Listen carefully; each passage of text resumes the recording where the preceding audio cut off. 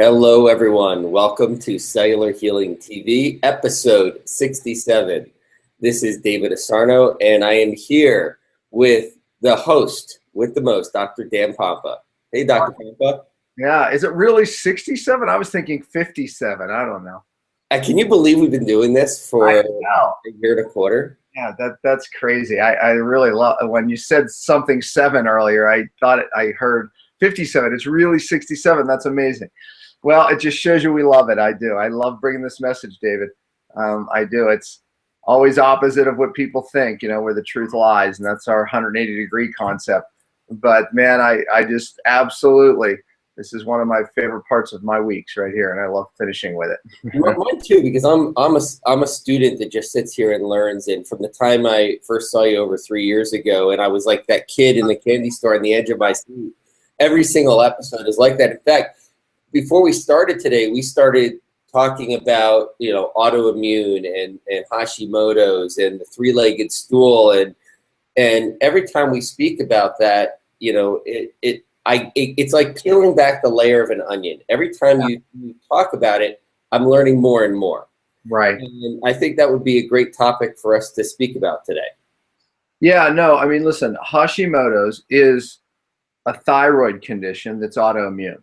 But autoimmune in general, David, is one of my very passionate topics. Well, here's why. Look, so many people, I am on the phone, all the time with people from all around the world.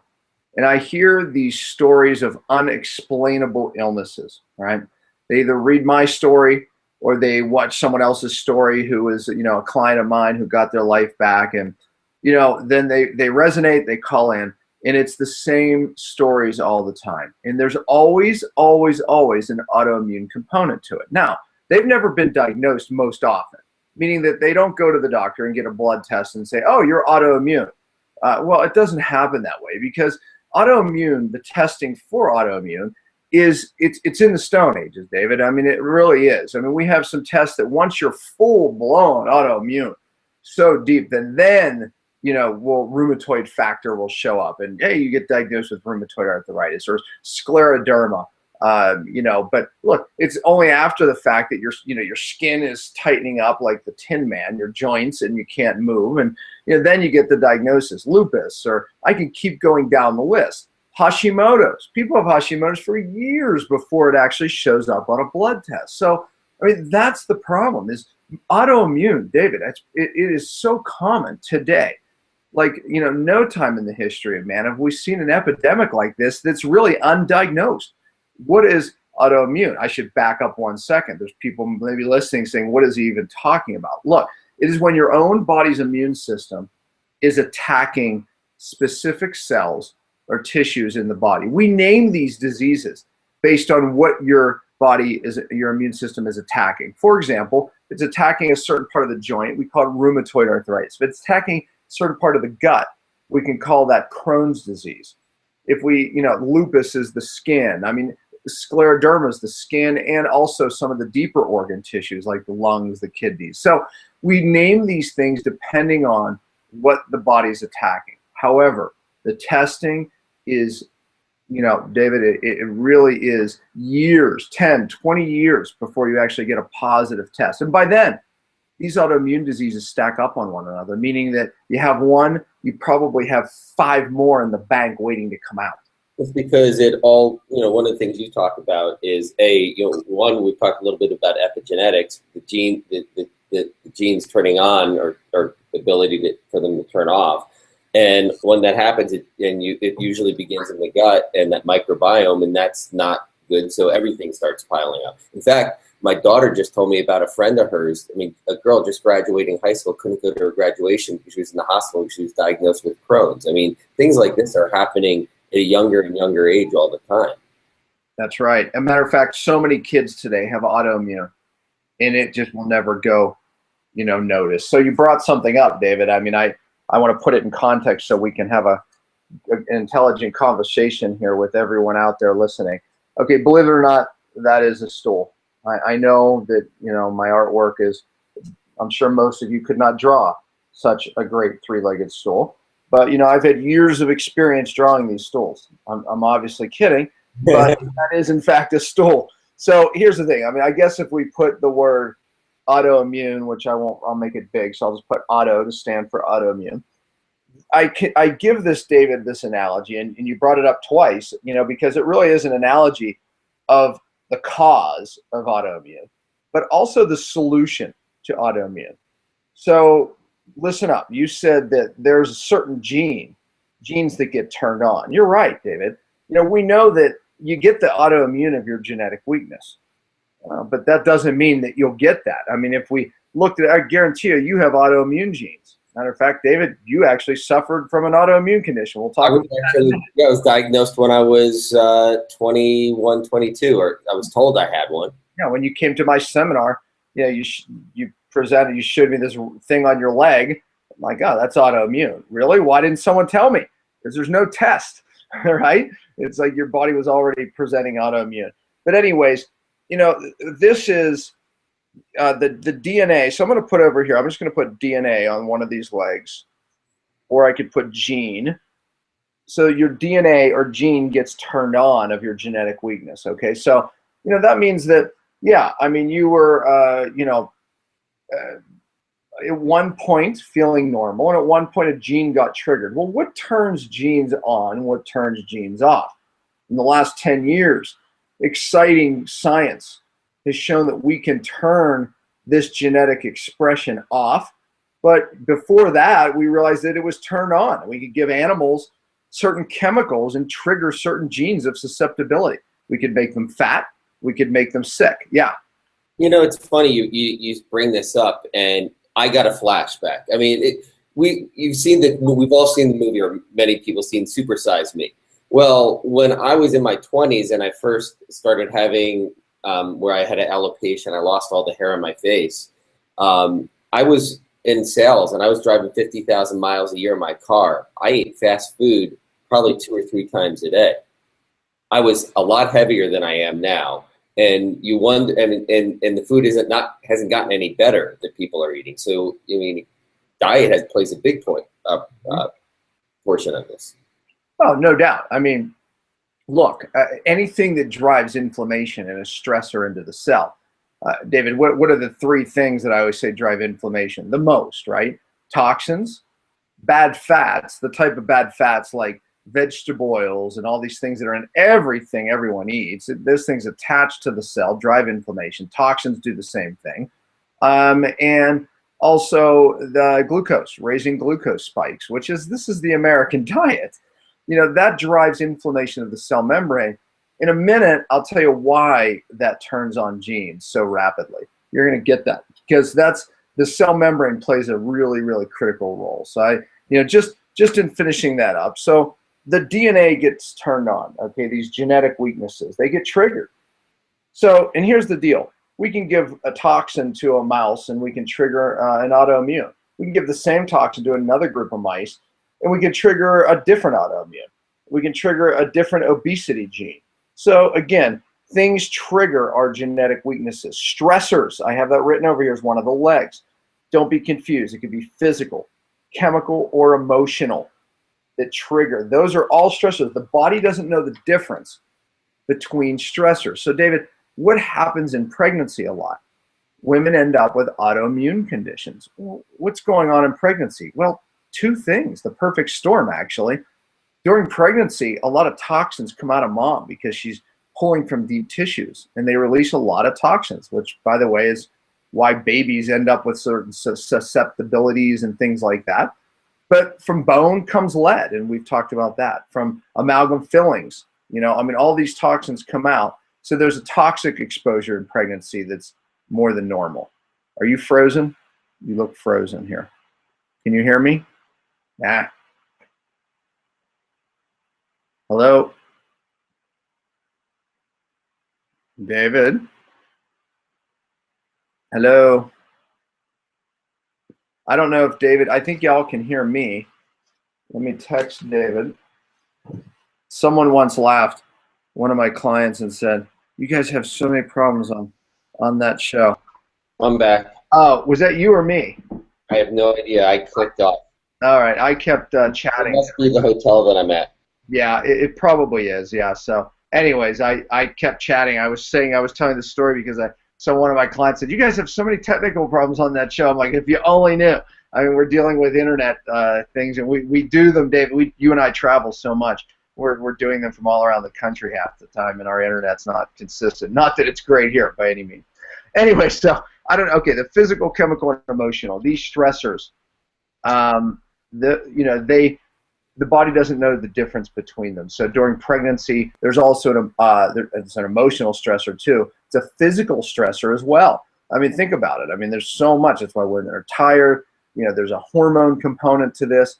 So autoimmune can be triggered at that time. Well, look, any chemical exposure. We have people that get exposed to a chemical. I just had someone that they said their autoimmune started after they got a root canal. Surprise, surprise. There's an anaerobic bacteria that's involved with root canals and drilling out teeth with anaerobes. These anaerobes are strong enough neurotoxins to trigger autoimmune. People get their amalgam fillings out incorrectly, and it can trigger it. Any toxic exposure, any physical exposure, emotional times. People have these emotional times in life. They tell me their stories. I go back to these times in their life where the perfect storm happened, where they had emotional traumas, where they had extra chemical exposures, and maybe even physical things, stressors happening. So I look for the perfect storm. Typically, that's when the gene is turned on. One more thing, and then we'll finish with that. Okay, the last one is, I'm just going to say the gut to make it easy. The gut is the third thing, meaning that there's certain bacteria that can get disrupted in the gut.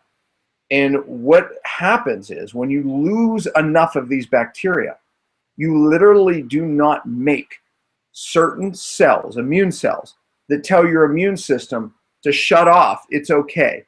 Meaning that back down, we've looked at this and it's okay, stop attacking.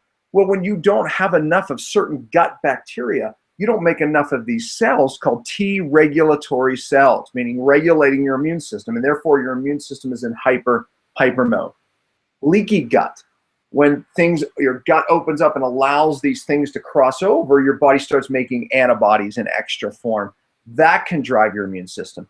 The gut plays a major role in this too. So all of these things, I can draw arrows saying, look, the gut affects the DNA. We know that certain bacteria affect your DNA for good and for worse. We know that certain stressors turn on that gene. You see how this all works?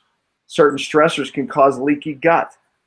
You get it? The gut opened up can actually drive stressors and toxins into the chemical. So you see, all three of these legs play into a cause. But here's the key, David.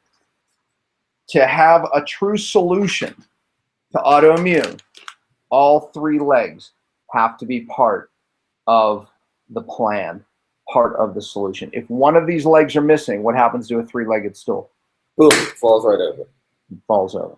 Well, I mean, you and I were speaking earlier. I have a friend of mine. We were having a conversation about some of their challenges, and there happened to be a practitioner that's not in our program, and they were just saying, that you need to take this, you need to take this.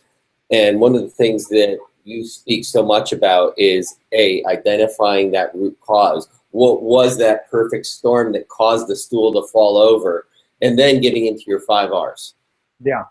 No doubt. I mean, look, the 5 R's, again, if I bring this back, the 5 R's is a roadmap it started for practitioners, a roadmap to how to fix and detox a cell, right?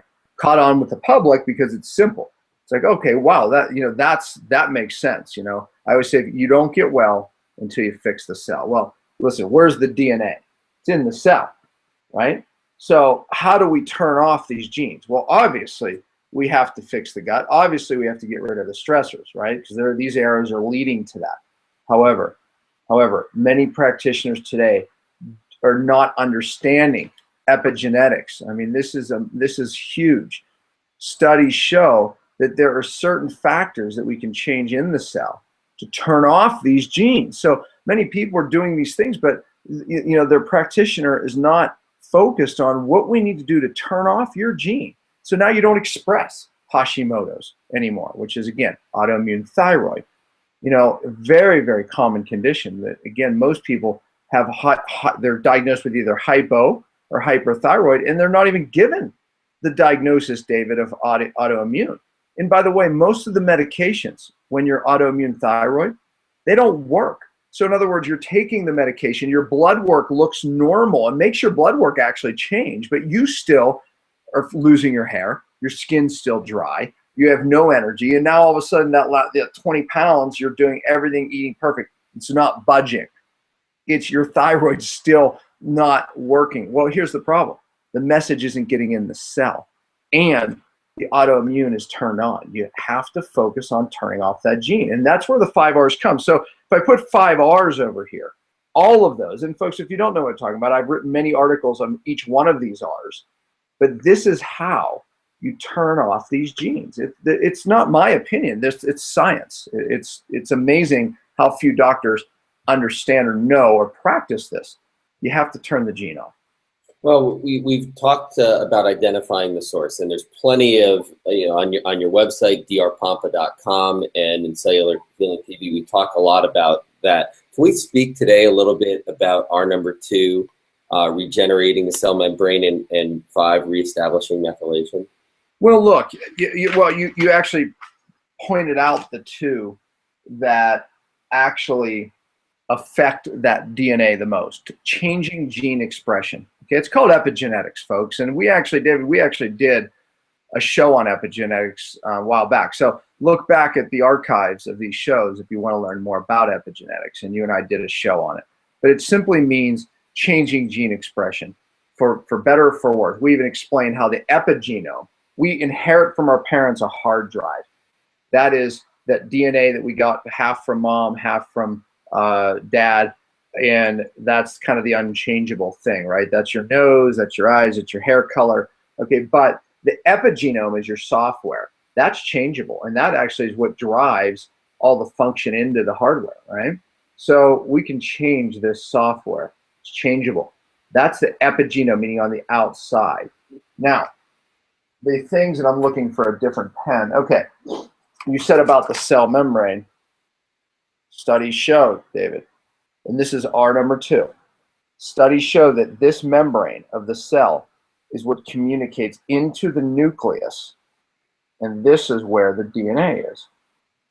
So in all these new studies, Bruce Lipton's work and other cellular biologists and very, very intelligent people in this area have realized that the cell membrane is actually how this DNA changes. And here's why. Very simply, this cell membrane is the communication between your cell and this outer world, okay? Meaning that here's thyroid hormone. I'm just going to put it over here, T3. T3 has to connect to a receptor, and then it has to send its signal into the DNA, and then it produces a function from the DNA. The DNA then produces a protein. It helps you make cellular energy. It helps you make other things that you need to function, feel normal. So all that happens from this communication. When this cell membrane is inflamed, whether it's a toxic exposure, everything that Americans do in their diet, too much glucose, everything. Well, when this becomes inflamed, which is, again, most people, now the T3 hormone can't get its message into the DNA. So what we're noticing is this. When we can fix this membrane, R number 2, regenerate the membrane, then we can change that gene expression. Pretty cool. So we know that if you can't fix that membrane, if your target as a practitioner isn't to fix that membrane with specific fats that we've developed products here, controlling the diet, getting rid of toxins, all these things, you're not going to turn the gene off for your Hashimoto's. You're not going to turn the gene off for your celiac disease, your Crohn's disease, your scleroderma, whatever it is. This membrane is new science as far as how to change the DNA. R number 5, David, and I'll just really quickly say this. R number 5 is something called it's reestablishing methylation. A methyl group is and here's where I'm going to lose people, carbon and 3 hydrogens. Everyone just checked out. Okay, that's called a methyl group. A carbon and 3 hydrogens. Something so simple. Okay, carbon is like the most, abundant thing in the planet. a carbon and 3 hydrogens. I mean, hydrogen is one of the top 3. But these little guys act as a switch, like on your wall, that will turn genes on and turn genes off. These little methyl donors, these little things, if they get depleted, now we know that it doesn't protect the gene. And now you can easily start to trigger these genes. But here's the great thing. When we give mice and humans these we can turn off genes that were turned on for the bad. What depletes these methyl groups? Stress of any type, physical, chemical, emotional. Hello. So we know that if we give mice toxins, we can turn on bad genes, but we know that if we give mice these methyl donors in abundance, we can turn those genes back off. This is new science, David. So our number 5, reestablishing methylation, is really important. Emotional stress can deplete you of these. Chemical toxins, in abundance in the body will deplete you of these, and now your genes get turned on. So these two areas. A car accident. I mean, someone could be going along and have a car accident, and all of a sudden they have, Hashimoto's, thyroid, autoimmune. Right. So, I mean, what is it? So, I mean, we know that a couple of things happen. We know that these toxins, these stressors, physical, chemical, emotional, can turn the gene on. But does it do it because it has such a depleting effect on the methylation? And therefore, now the genome is not protected, and then these things get triggered? I don't know. I think it's too early to tell. But we know this. We know that if we can deliver these methyl groups in such a way, now we can actually turn off the genome. Here's the problem. When people have bioaccumulated a lot of toxins, David, it's hard to get that methylation up. I read an article, read it. I wrote 2 articles on R5, I believe. And one of them is regarding my wife, who had high lead levels. And it depleted her methylation. And it affected her hormones. That even though we were doing all these amazing things for hormones, like so many people, I mean, the whole bioidentical hormone craze, her methylation was so depleted because of the lead in her body that she got mostly from her mother, who had hormone problems and ended up with cancer, hormone-related cancer. So we had to get rid of the lead and build her methylation up, and then we could turn off the genes, and then her hormones were normal. So read the article. It's great. But yeah, I mean, you're seeing how this is. I mean, this is how we approach this, this condition. We have to approach the 3-legged stool. Methylation, those 2 R's, R number 2 and R number 5, play a significant role in changing the genome. This is just amazing science. And as you mentioned, most doctors don't even focus in on epigenetics. I was speaking with a medical doctor just a few weeks ago, and they were saying, well, once you're on hormones, you're always going to be on them. And I started asking a question, and I all of a sudden was getting attacked that you don't know what you're talking about. I said, you're right, I'm not a practitioner. I play one on TV. However, from what I understand, there's a lot of other factors there. However, why don't we just leave it at that? Why is it you feel that? Is it a lack of knowledge, a lack of knowing where to go? Is it the mainstream is just not talking about it? Why do you think so many people just are ignorant to the fact of epigenetics? Yeah, I mean, look, in the allopathic medical world, there's no place for really getting to the cause. And I say that in a nice way. It's a system that really, it's trapped in a paradigm of take a drug, relieve a symptom. I mean, they don't even have time. Insurance doesn't pay for someone to sit knee to knee with someone and really get to their causes that turned genes on or made them sick or bioaccumulate. I mean, come on, think about that. It's never going to happen. I think the more disturbing part is that in the alternative world, the same thing's happening. We're going to alternative doctors, and they're looking at your symptoms, and they're giving you vitamins and minerals for symptoms. And, oh, your adrenals are burned out. More adrenal products, right? Oh, it's this, it's thyroid. It's still a symptom and then giving things, right? Instead of really understanding, that 3-legged stool and really understanding that these are the causes. When we're talking about fixing the gut, we have to put in certain bacteria back in, and that's not going to happen just from giving someone a pill. It's not a probiotic, that's going to fix that. we really have to go at it with, very unique bacteria. And again, on my website, I've written many articles about that.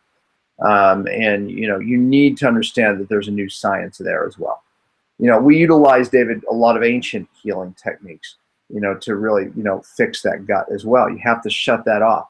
So it's not about just giving more, vitamins and probiotics. Not so simple. The DNA, like I said, specifically, we're targeting to change that DNA.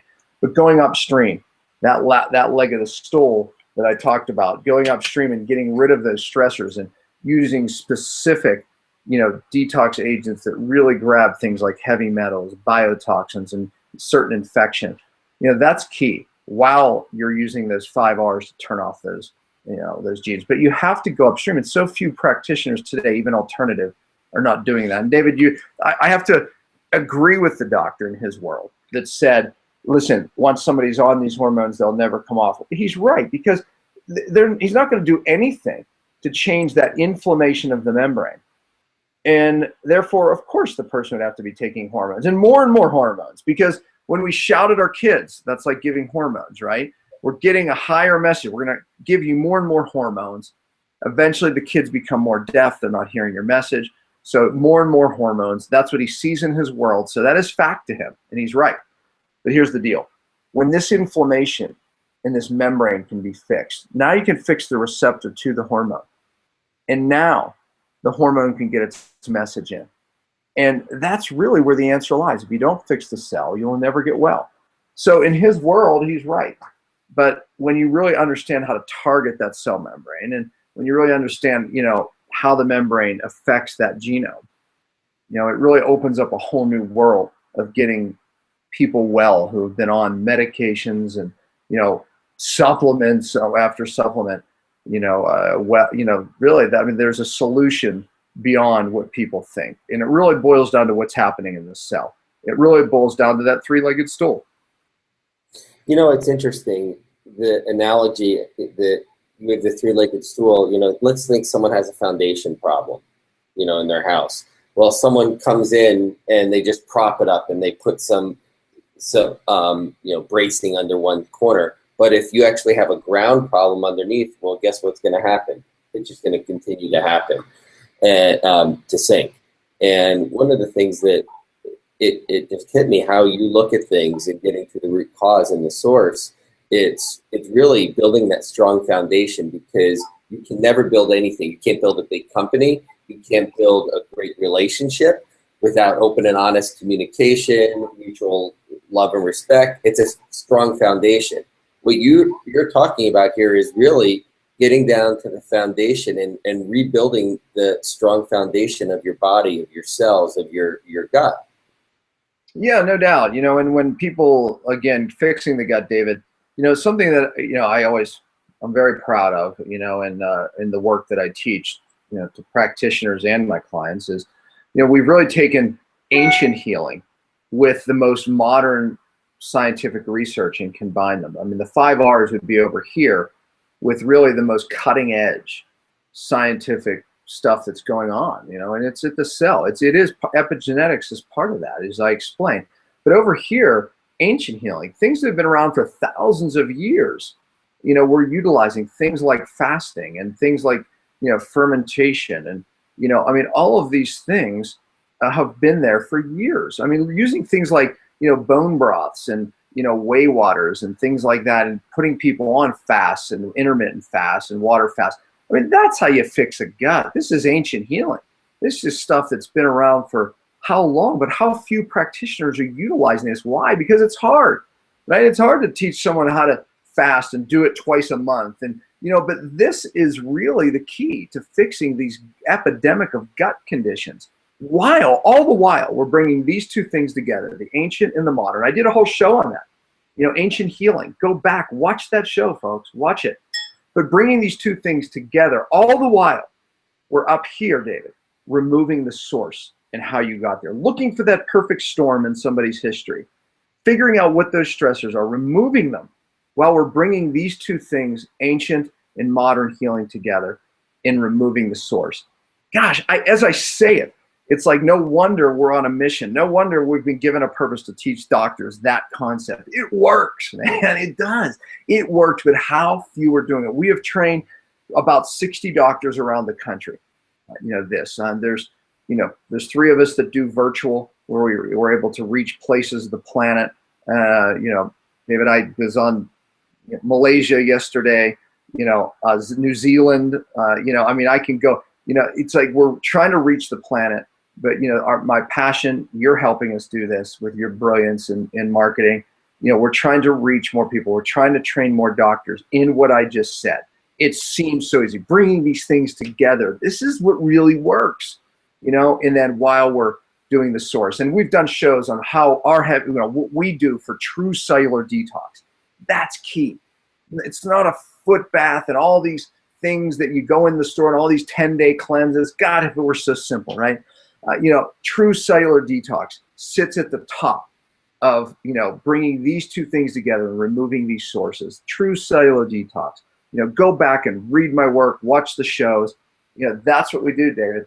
You can tell, see, I just struck my core of what I've been called to in life. My sole purpose, man, is to bring that message individually for the people that God brings, for me as clients. But, and I still take on some clients. I do. I love it. I coach them. I call it coaching. I coach them on how to do what I'm talking about. And my passion is bringing it, teaching doctors to do the same. That's my passion. That's what I've been called to do. Well, yeah, you are, and you're amazing at it, and that's why I was sitting as a guest watching you speak at one of your events, and sort of became the puppy dog that followed you around, as you say.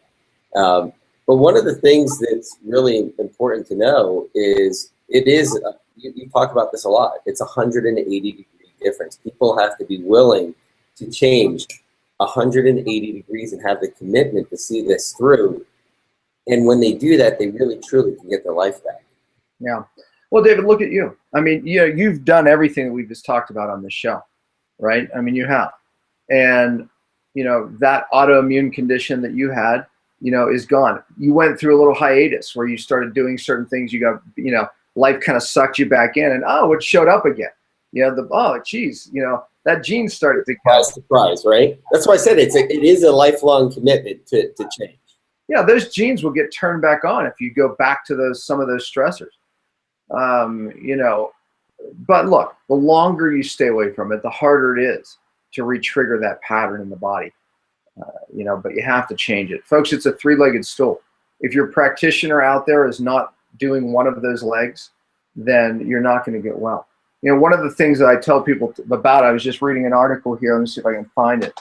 Right here. I was just reading an article, and it says here, I'll give you the title. It says the medicine of the microbiome. Okay. Well, in this article, and I'll just talk about the article, it talks about utilizing fecal microbial transplants, which there's been so much research here, and how, they're using fecal microbial transplants to turn off some of these genes, right? To stop some of these conditions and, for autoimmune. And there's a great website called thepowerofthepoop.com. Yeah, I'm not kidding. That's a real website. But it's a group of people really who have, by putting these unique bacteria in their gut, their world changes. And there's a whole thing of research going on there that it's pretty amazing stuff, and of course the FDA is making it much harder, for people to get that type of care in hospitals. Many hospitals were starting to utilize this as a amazing therapy, even for really hard conditions. It's becoming more and more popular in the mainstream. Yeah, like CETA, but they've made it much harder. Many doctors are, just sending people out there to educate themselves on the topic. So, but anyways, and that's it. I mean, I think people need to just be educated about some of these things, but there's so much new stuff that we know about the gut, how to fix the gut. And David, I have to, anytime I talk about holes in gut, because the gut is so important in fixing these autoimmune and unexplainable illnesses. I've done an article on glyphosate, which is a chemical that I believe is at the head of why we're seeing leaky gut in children, driving autoimmune. I did an article on gluten. I said it's not just about gluten. I think that might be the topic. And I talk about glyphosate, genetically modified food, and how it's playing a role in the epidemic of holes in the gut. So it doesn't matter how many supplements you take or vitamins, minerals, probiotics. If you are eating food that is sprayed with this chemical glyphosate, the #1 herbicide in the world, you are not going to fix your gut. Read the article. It's not just about gluten, and it's not. Read that article, please. It's a huge, huge, important topic. Chipotle went GMO free.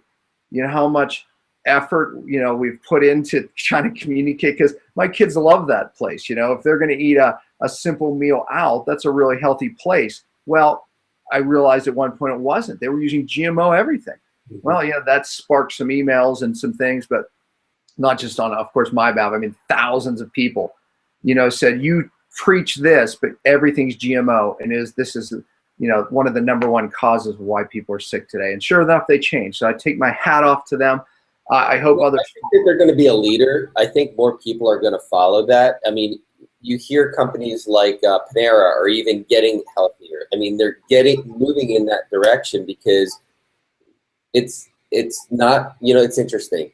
It's not the granola, the granola that is just interested in this. It is everyone. It's liberals, it's conservatives. People are realizing that they're not as healthy as they were, and they're looking at the root cause and source, and a lot of it is it's this food that we're eating. So I think that Chipotle is going to be the leader, and more restaurants are going to follow. I hope so. This is such a strong political topic, and Monsanto, the company that created the GMO crop, which, by the way, for those watching it, just to give you a simple example, they create a crop, a seed that grows a plant that can withstand the chemical glyphosate, which, oh, by the way, yeah, they manufacture. They manufacture the seed. They put patents on these things, both, and now they control the farmers. Once the farmers have their seed, now they can't buy seed from anywhere else. Oh, and by the way, they can't even harvest their own seed.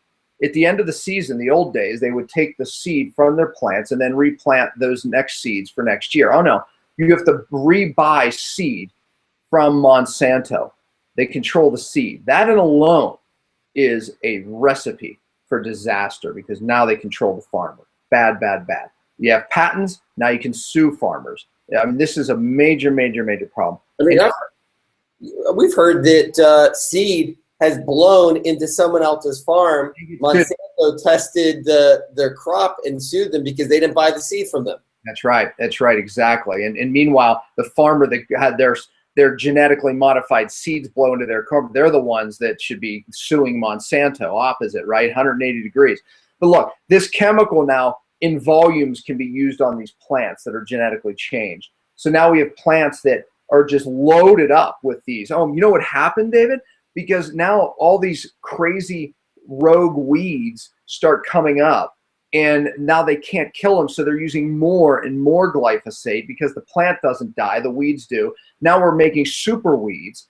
Oh, and so Monsanto just invented another chemical. They actually brought back an old one, 2,4-D, which was, basically, yeah. I mean, this stuff is nasty, and now they're genetically modifying plants to resist it. And now we're getting exposed to another cancer-causing, agent that they took off the market years ago. Look, here's the bottom line. Here's the point I want to make. Monsanto is smart enough to affect both sides of the aisle. The conservatives, the liberal agenda. They've affected both, so they are protected. Every state that says, listen, let's just label things GMO. Let's just label it, has GMO. Let the public decide. Well, they have knocked that down in some of the most liberal states that you would think for sure they would go for that. California, nope. All these labeling, all we want to do is label it. Listen, if it was so great, why wouldn't Monsanto be for labeling? Hey, we're GMO, and be proud of it. They know that the public will get educated on these studies that are showing that this stuff is poison. Anyways, we're off topic. We've done many shows on that. But how do you talk about autoimmune and not talk about GMOs and glyphosate?